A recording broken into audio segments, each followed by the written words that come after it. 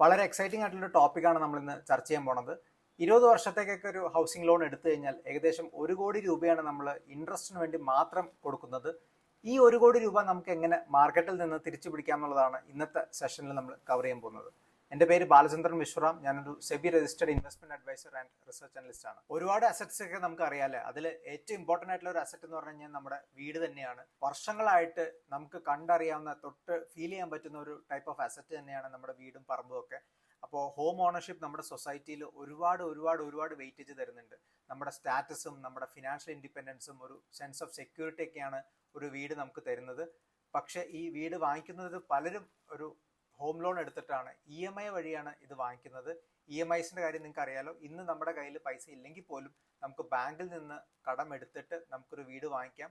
ആ പൈസ നമുക്ക് തിരിച്ചടയ്ക്കേണ്ടത് മേ ബി 10, 15, 20 വർഷം കൊണ്ടുള്ള ഒരു ലോങ് ടേം ആയിട്ടുള്ള ഒരു ടെന്യൂർ കൊണ്ടിട്ടാണ് നമ്മൾ അത് തിരിച്ചടയ്ക്കേണ്ട കാര്യമുള്ളൂ. നമ്മുടെ കയ്യിൽ ഇപ്പോൾ ക്യാപിറ്റൽ ഇല്ലെങ്കിലും നമുക്കൊരു EMI വഴി നമുക്ക് അത് അഫോർഡ് ചെയ്യാം എന്നുള്ളത് തന്നെയാണ് ഒരു ലോണിന്റെ അഡ്വാൻറ്റേജ്. ശരിക്കും പറഞ്ഞാൽ അത് തന്നെയാണ് ഒരു ലോണിന്റെ ഡിസഡ്വാൻറ്റേജും എന്ന് പറയുന്നത്.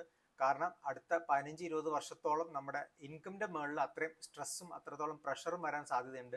എന്തെങ്കിലും കാരണവശാൽ നമ്മുടെ ഇൻകം അവിടെ മുടങ്ങി പോവുകയോ അല്ലെങ്കിൽ നമുക്ക് ലോൺ അടയ്ക്കാൻ പറ്റാണ്ട് പോയി കഴിഞ്ഞാൽ ആ ഒരു വീട്, ഒരു അസറ്റ് നമുക്കൊരു ലയബിലിറ്റിയായി മാറാം. ചിലപ്പോൾ അത് റവന്യൂ റിക്കവറിയിൽ നമുക്ക് നഷ്ടപ്പെടുന്ന കേസും കൂടി നമുക്കിനകത്ത് വരാം. ഇവിടെ നമുക്ക് കറക്റ്റ് ആയിട്ട് അതിന്റെ മാത്തമാറ്റിക്സ് ഒന്ന് അനലൈസ് ചെയ്യാം. 1 കോടി രൂപയുടെ ഒരു ഹോം ലോൺ ആണെങ്കിൽ 8% നമ്മുടെ ഇൻട്രസ്റ്റ് എന്ന് കൂട്ടിക്കഴിഞ്ഞാൽ 20 വർഷത്തെ ടെന്യൂറിലേക്കാണ് നമ്മൾ ഈ ലോൺ എടുത്തതെങ്കിൽ നമ്മുടെ മന്ത്ലി വരുന്ന EMI എന്ന് പറയുന്നത് 83,090 ആണ്. അതായത് 83,090 രൂപയാണ് നമുക്ക് മാസം അടയ്ക്കേണ്ട ലോൺ എമൗണ്ട്. ഈ 83,090 രൂപ നമ്മൾ 20 കൊല്ലത്തേക്ക് അടയ്ക്കുകയാണെങ്കിൽ മൊത്തം നമ്മൾ തിരിച്ചടയ്ക്കുന്ന തുക എന്ന് പറയുന്നത് 1,99,00,000 രൂപയാണ്. ഏകദേശം 2 കോടി രൂപ എന്ന് നമുക്ക് കരുതാം. അതിൽ നമ്മൾ ഒറിജിനലി നമ്മൾ എടുത്തിരുന്ന പ്രിൻസിപ്പൽ എന്ന് പറഞ്ഞു കഴിഞ്ഞാൽ 1 കോടി രൂപ അത് നമ്മൾ തിരിച്ചടയ്ക്കുന്നു. അതിൻ്റെ ഒപ്പം തന്നെ അതിന്റെ ഇൻട്രസ്റ്റ് ആയിട്ടുള്ള നമ്മൾ അടയ്ക്കുന്ന തുക ഏകദേശം 99 ലക്ഷം രൂപയാണ്. ഏകദേശം 1 കോടി രൂപ നമ്മൾ ഇൻട്രസ്റ്റ് ആയിട്ട് തന്നെ കൊടുക്കുന്നുണ്ട്. അതായത് നമ്മൾ 1 കോടി രൂപ നമ്മൾ കടമെടുത്തു, പക്ഷെ തിരിച്ചടച്ചപ്പോൾ നമ്മൾ 2 കോടി രൂപ അടച്ചു. ആ 2 കോടിയിൽ 1 കോടി രൂപ അതിന്റെ ഇൻട്രസ്റ്റ് കമ്പോണന്റ് മാത്രമാണ്. ഇതേ 83,090 രൂപ നമ്മൾ ഹോം ലോണിന് പകരമല്ല, പക്ഷെ നമ്മളൊരു 12% ഇയർലി റിട്ടേൺസ് തരുന്ന ഒരു ഇൻവെസ്റ്റ്മെന്റ് പ്രൊഡക്റ്റിലായിരുന്നു ഇട്ടിരുന്നെങ്കിൽ 20 വർഷം കൊണ്ട് അത് റേസ് ആക്കി തരുന്ന ക്യാപിറ്റൽ എന്ന് പറഞ്ഞു കഴിഞ്ഞാൽ 8,30,00,000 രൂപയാണ്. പക്ഷെ ഇവിടുത്തെ കേസിൽ നമുക്ക് എന്തായാലും വീട് വാങ്ങിക്കണം എന്നുള്ളൊരു മൈൻഡിലാണ് ആൾക്കാർ ഇത് ചെയ്തത്. അപ്പോൾ ഇൻവെസ്റ്റ്മെന്റ് എന്ന് പറയുന്ന ആ ഒരു ഓപ്പർച്യൂണിറ്റി കോസ്റ്റ് അവിടെ ഉണ്ട്. ഇതിനെ തരണം ചെയ്യാനായിട്ട് ഞാൻ ഒരു സിമ്പിൾ ആയിട്ടുള്ള ചോദ്യം ചോദിക്കാം. അടുത്ത 20 കൊല്ലം കൊണ്ട് നിങ്ങൾ 1 കോടി രൂപയ്ക്ക് വാങ്ങിച്ച വീട് 10 കോടി രൂപയുടെ മൂല്യത്തിലേക്ക് എത്തുന്നുണ്ടോ ഇല്ലയോ എന്നുള്ളത് തന്നെയാണ്. ഈ 10 കോടി രൂപ എത്തിയില്ലെങ്കിൽ ശരിക്കും പറഞ്ഞാൽ നമ്മുടെ പ്രോപ്പർട്ടിയുടെ അപ്രിസിയേഷൻ അവിടെ ശരിക്കും റിസൾട്ട് കിട്ടുന്നില്ല എന്നുള്ളത് തന്നെയാണ്.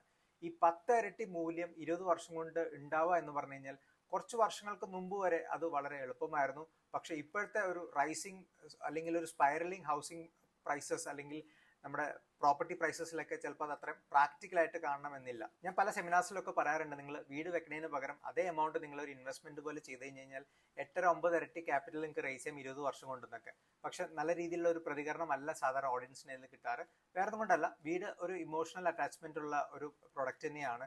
നമുക്കൊരു ഇൻവെസ്റ്റ്മെന്റിനേക്കാളും കൂടുതൽ നമുക്കൊരു ഇമോഷണൽ അപ്പീൽ തരുന്ന, നമുക്കൊരു സെൻസ് ഓഫ് ബിലോങ്ങിങ് ഒക്കെ തരുന്ന ഒരു ഇൻവെസ്റ്റ്മെന്റ് പ്രൊഡക്റ്റ് തന്നെയാണ്.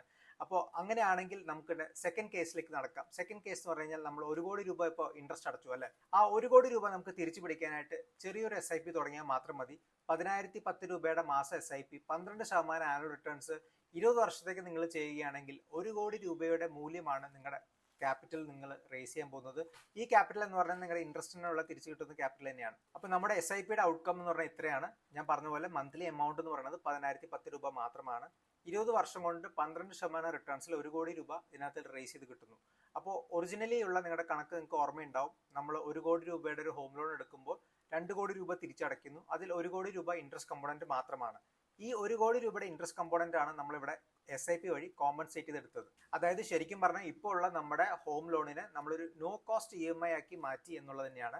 ഇത് മാറ്റാനായിട്ട് നമുക്ക് വേണ്ടി വന്നത് 83,090 രൂപയുടെ കൂടെ ഒരു 10,010 രൂപയുടെ അഡീഷണൽ ആയിട്ടുള്ള ഒരു നിക്ഷേപമാണ്.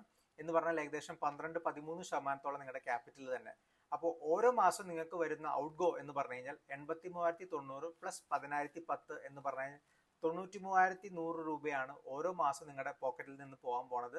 ഇത് നമ്മുടെ ലോങ് ടേം ഇൻവെസ്റ്റിംഗ് എന്ന് പറയുന്നത് നിങ്ങളുടെ ഫിനാൻസ് കോസ്റ്റിന്റെ നമുക്ക് റിക്കവറിക്ക് വേണ്ടിയിട്ട് നമുക്ക് യൂസ് ചെയ്യാം എന്നുള്ളത് തന്നെയാണ് ഈ പർട്ടിക്കുലർ സ്ലൈഡിന്റെ ഏറ്റവും വലിയ ഇമ്പോർട്ടൻസ്. അപ്പോൾ ഇന്ന് നമ്മൾ ഒരുപാട് കാര്യങ്ങൾ പഠിച്ചു, പക്ഷെ 3 മേജർ ടേക്ക് അവേസ് ആണ് ഇന്ന് നമുക്ക് ഇതിൽ നിന്ന് നമുക്ക് കൺസിഡർ ചെയ്യാനുള്ളത്.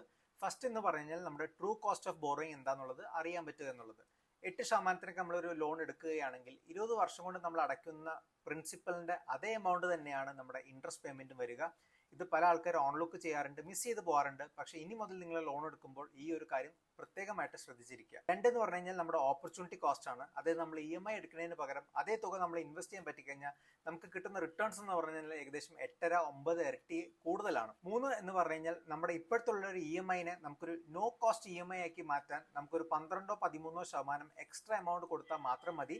അത് ഇൻ ദ ലോങ് റൺ നിങ്ങളുടെ ആ കൊടുത്ത പലിശയുടെ എമൗണ്ട് നിങ്ങൾക്ക് തിരിച്ചു കിട്ടുക എന്നുള്ളത് തന്നെയാണ് ഇതിനകത്ത് ഏറ്റവും വലിയൊരു ടേക്ക് അവേ ഇവിടെ ഉള്ളത്. ആൻഡ് ഫൈനലി, നിങ്ങൾ എന്തൊരു ഇൻവെസ്റ്റ്മെന്റ് ഡിസിഷൻസ് എടുക്കുന്നതിന് മുമ്പും ക്വാളിഫൈഡ് ആയിട്ടുള്ള ഒരു സെബി രജിസ്റ്റേർഡ് ഇൻവെസ്റ്റ്മെന്റ് അഡ്വൈസറിനെ കൺസൾട്ട് ചെയ്യുന്നത് വളരെ ബെനിഫിഷ്യൽ ആയിരിക്കും. Thank you.